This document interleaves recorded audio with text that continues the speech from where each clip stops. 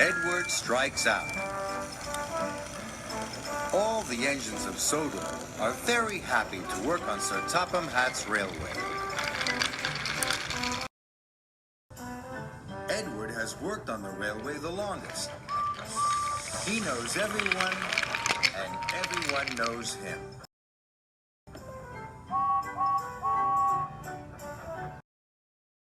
One summer morning, Edward arrived at the docks.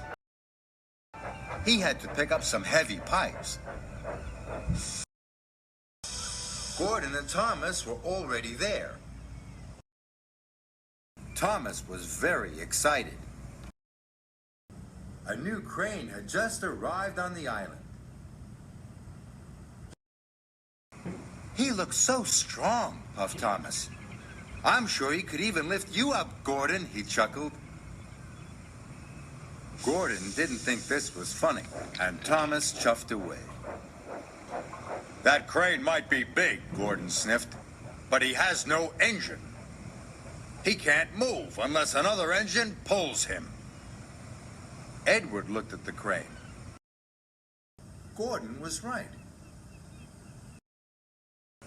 "Then I don't think he can be really useful," chuffed Edward slowly. "Quite right, Edward," huffed Gordon. "He will only get in the way." Just then, Percy arrived.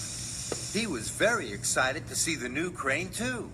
"He's not very useful," boomed Gordon. "He will only get in the way," echoed Edward. "New-fangled nonsense," wheezed Gordon, and he chuffed off. "What's a new-funneled nuisance, Edward?" peeped Percy. "New-fangled nonsense, Percy," puffed Edward, as grandly as he could.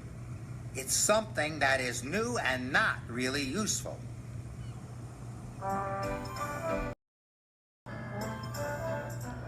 Edward's freight cars were right next to the new crane.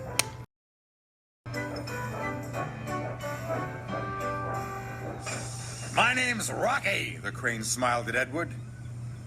"I'm Edward," puffed Edward. "Can I come with you?" asked Rocky. "I could help you with those heavy pipes." "I don't need your help," sniffed Edward. "New-fangled nonsense."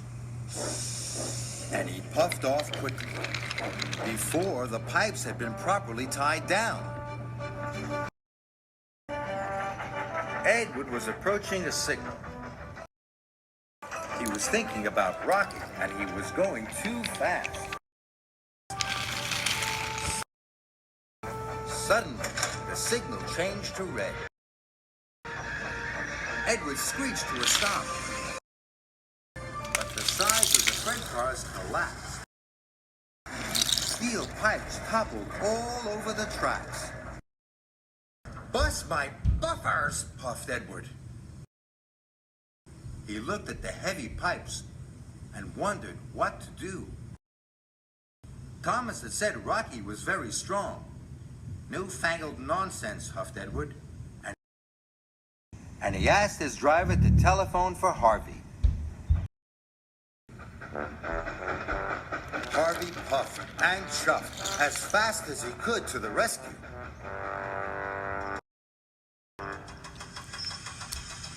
Harvey started to move the pipes, but the pipes were heavy. He could only lift them one by one.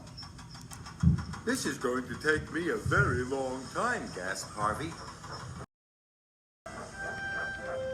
Just then, Thomas and Emily arrived. They saw the pipes.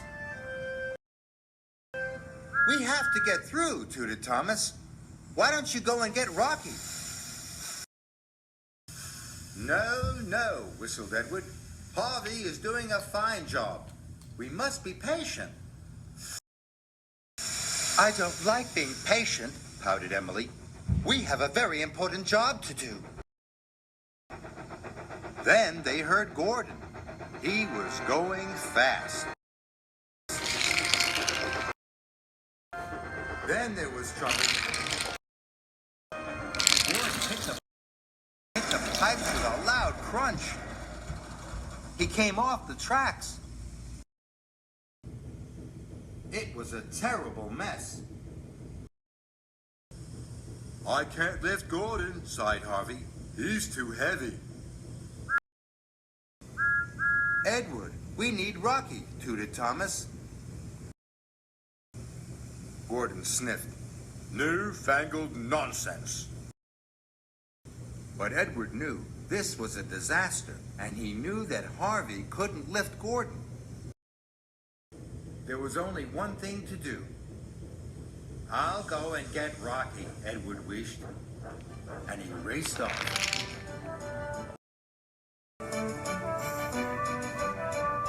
Edward steamed into the docks. Rocky, we need your help, he whistled. It's an emergency. I'm ready and waiting, Edward, whistled Rocky happily. So Edward buffered up to Rocky, and together they left for the junction. Go get him, Edward!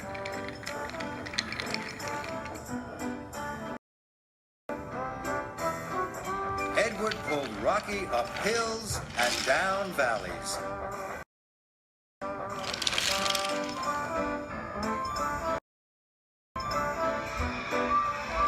Everyone cheered and waved at them. Edward felt very proud to be pulling the newest arrival on Soda.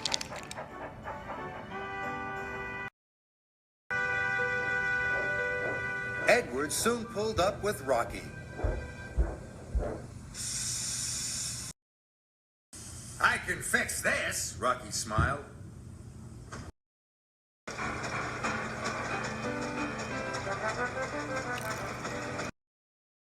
And with his mighty crane arm, Rocky lifted Gordon back onto the track. Gordon was surprised. Thank you, Rocky, he huffed. Good work.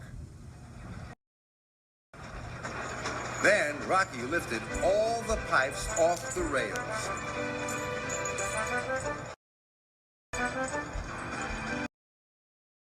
The job was done in no time.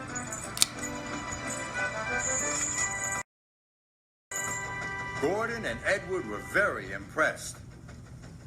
I was silly to think you were newfangled nonsense, wished Edward to Rocky. You might be new, but you're also really useful. Welcome to our island. And everyone tooted and cheered for Rocky.